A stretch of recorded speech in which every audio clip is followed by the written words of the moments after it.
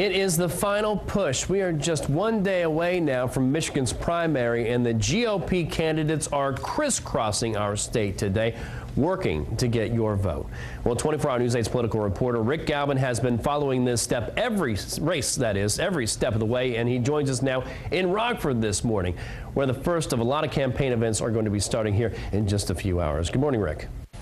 Yeah, this one has the added advantage, Brett, of being relatively close to home. We've traveled across the state covering this race. We've never seen one this close with this much intensity in the entire time that I've been covering politics in the state of Michigan. And beyond that, the fact that Michigan is so important this year, not only just from the primary standpoint, but it appears that it's setting up that it's going to be very important in the general election. So this is going to be a very important state, a very important place for these candidates. Whoever wins the nomination ultimately will be back many times. So it's important that they get a good foothold here now, but it's also a race that is far too close to call. Mitt Romney will be here in just a couple of hours or so. He's going to be talking about how he wants to cut government, how he wants to cut spending, how he wants to reduce the deficit.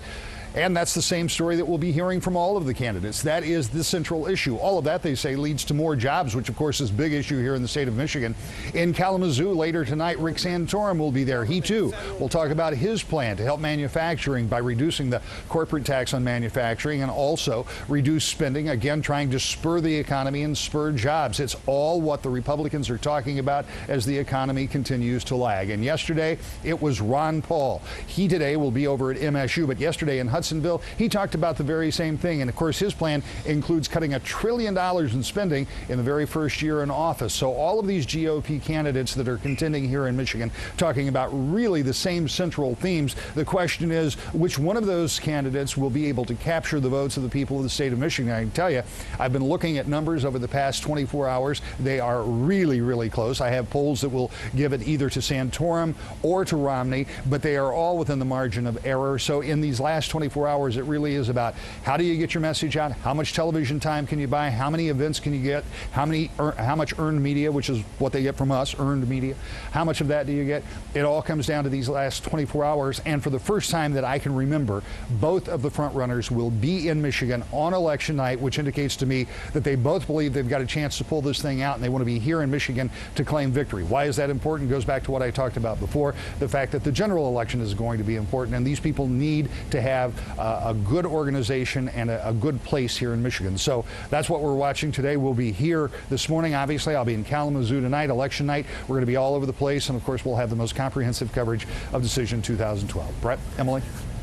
Rick, this whole campaign in this state of Michigan seems to be so important to both these candidates here, especially to Mitt Romney. There's so much talk, so much pressure out there that it is make or break for Mitt. The question here is, should he lose or should he not be able to pull this state off, his native state? Will that mean that his campaign has dealt a fatal blow?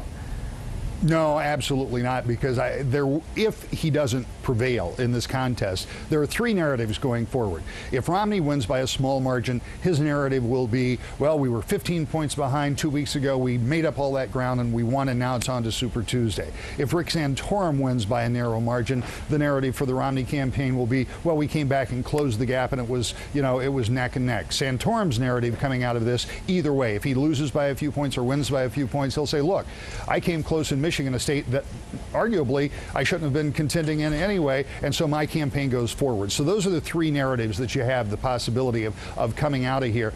This is terribly important about the momentum going into Super Tuesday, but it doesn't end either one of those campaigns, I don't think. Now, after Super Tuesday, 1 week from tomorrow, then there could be some real changes in these campaigns, which is why our coverage doesn't stop with just today. Obviously, we're vitally interested in what happens here in Michigan, but it's the overall that we're really interested in, what happens to your money and your vote, all of those things going forward. So we'll be watching this thing on Super Tuesday really closely, too, because that really is a point where the campaigns could start to change in a significant manner.